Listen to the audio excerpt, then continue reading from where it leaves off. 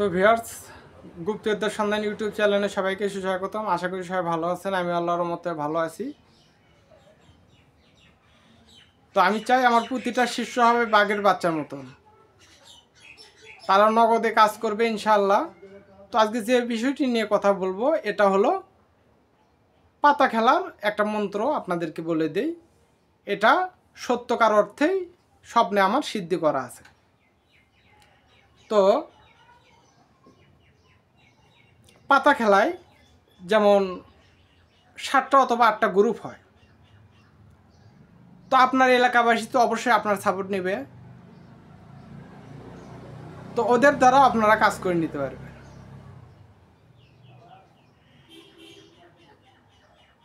ওদেরকে বলবেন যে সবাই বলো আলিফ লাম মিম এবং মাটিতে থাপড়াতে থাকো।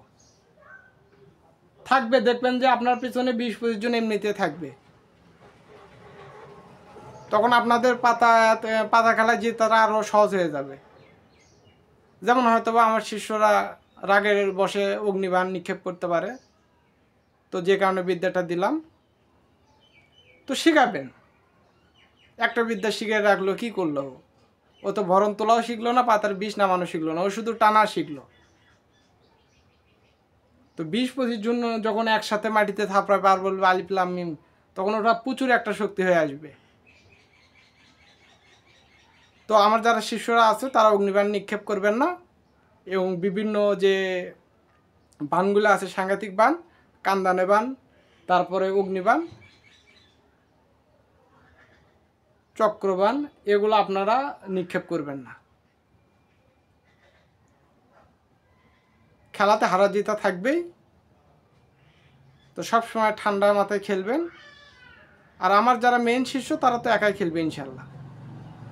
আমি যেমন একাই খেলি। তো এই ভিডিওগুলো অনেক আগে ছাড়া আছে, প্রায় বছর দেড়েকের উপরে হবে। একাই খেলছি, শুধু সাথে একটা খাদেম ছিল, খাদেমকে নিয়ে একাই খেলছি। ওরা 2 গ্রুপ, মানুষের মাথাটাতে নিয়ে আসে, আমি একা ঠেকা দেখি পারলে। তো কখনো অহংকার করবেন না। সবাই ভালো থাকবেন, সুস্থ থাকবেন। আসসালামু আলাইকুম।